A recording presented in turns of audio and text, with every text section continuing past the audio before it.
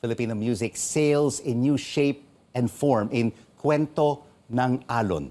The series of art installations and art book features visual artist Kristine Lim's interpretations of songs by award-winning composer Jonathan Manalo.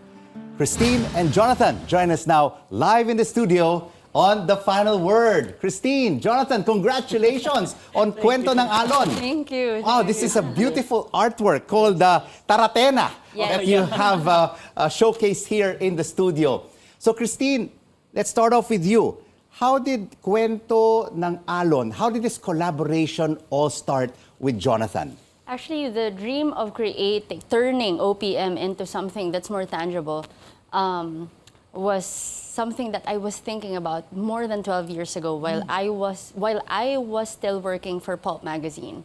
I was very much exposed to a lot of OPM songs, bands, and musicians, and I was so eager back then to create paintings or graphic artworks that would interpret the music of these artists. But I thought that dream was long gone. But after 12 years, I was able to meet Mr. Music, Jonathan Manalo. Yeah. And he told me during our meeting that, so you're an artist.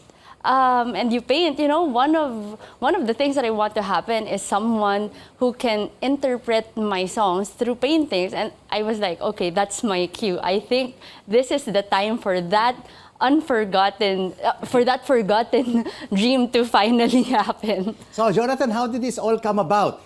Did you give your songs to Kristine, or Kristine painted them first and listening to your music? How did it all work out, the synergies? Actually, dream come true talaga. That meeting, it was a divine appointment because yung dream of mine to have at least one of my song being turned into a painting, yun din pala yung isang vision ni Kristine that she wants to do way back. And then nag-meet kami. And then sabi ko nga sa kanya, Kristine, isang song ko lang, gawin mong painting. And then she had a different vision, a bigger vision in mind. So sabi niya, gawin natin for your anniversary. Kasi just in time for my anniversary, I celebrated my 20th year. Congratulations! In the music 2 industry. decades! Yes. And sabi ni Tin, pili ka ng 20 songs that you want me to interpret. So I gave her the 20 songs that I want her to interpret, and then she turned all of the songs into these beautiful paintings. And ayun, we launched at the CCP, and then after that, nagkaroon kami ng event sa Molito, and then sa Newport World Resorts. This is a beautiful painting that we have showcased right now in the studio, and it's called Taratena. Yeah. Tell us, what materials did you use? I see a lot of leaves here, in different shapes and forms, all on top one of each other. I use unconventional materials, basically. These are not materials that you get to buy from your local art shops. So these materials are actually used for interior design. And my paintings are known to be heavily textured. And for this one, I used, for the underpainting, I used shimmer stone, plaster, and different staining. I used different metallic pigments. And for the leaves, I opted to use real leaves as molds.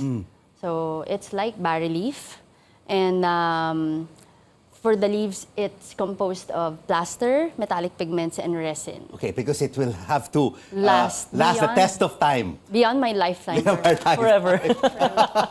And of course, you have a song for this, and it's called Taratena. Actually, my what does favorite Taratena song, mean? Taratena actually is the first song that actually it was my big break, actually. It's my entry to the local music industry because that's the grand prize winning song of Himig Handog 2001, a songwriting festival organized by ABS-CBN. That was 31 years ago. Yeah, that was 2001. It's a youth anthem, and yes, the inspiration of this painting is that All right, song. can you sing for us a few lines? the refrain of Taratena. Okay, let's go back to 2001. Okay, I'm going to sing it.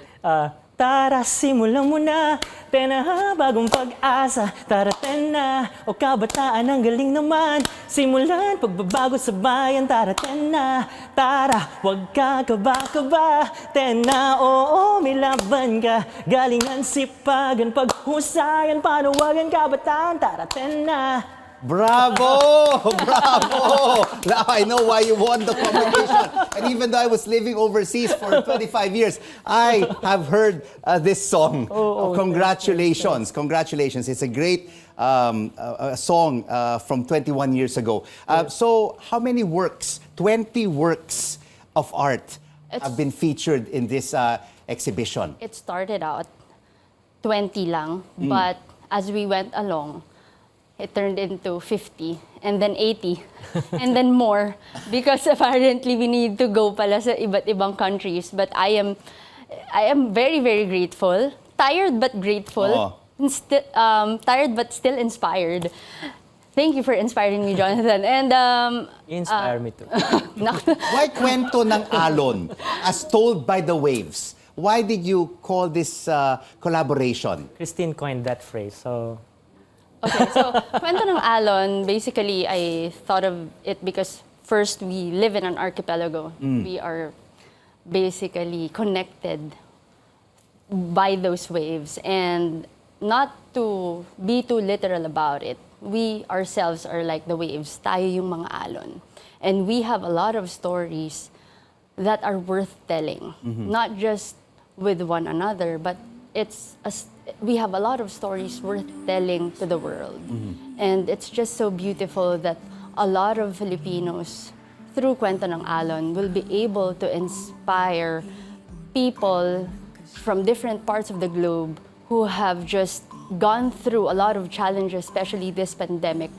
And it's so nice that we're a developing country, but we get to inspire people from countries bigger than us, way more developed than us. And if we can handle all the challenges that we went through, definitely they We are can. a very resilient people, That is so the true. Filipino.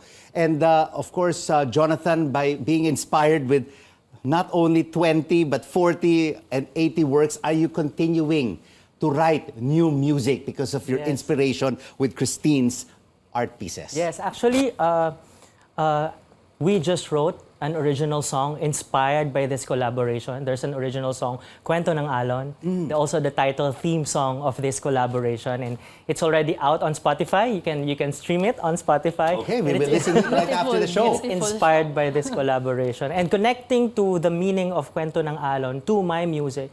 You know how music looks like in sound waves, and music travels through the waves, through the sound waves. And sabi ko nga, yung mga songs ko, parang yung kwento nun magta-travel sa Kwento ng Alon project that we did. And the Parang ganun yung connect. celebration of music and the visual arts will go beyond the Philippines. Yes. Where do you head after your performances and your exhibition here in the country? Okay, I hope memorize ko siya. Australia, Singapore, Wow. Malaysia, China, Japan, UK, France, US, Canada, Dubai. Is that 10? Wow, you'd be so busy over the next months and years. Yes, definitely. Well, Jonathan, Kristine, congratulations on your collaboration, Kuwento ng Alon. Thank you. And all the best to you both. Thank you, thank To your art and to your music. Thank you so much. so much. Our pleasure to be here. Musician Jonathan Manalo and visual artist Kristine Lim.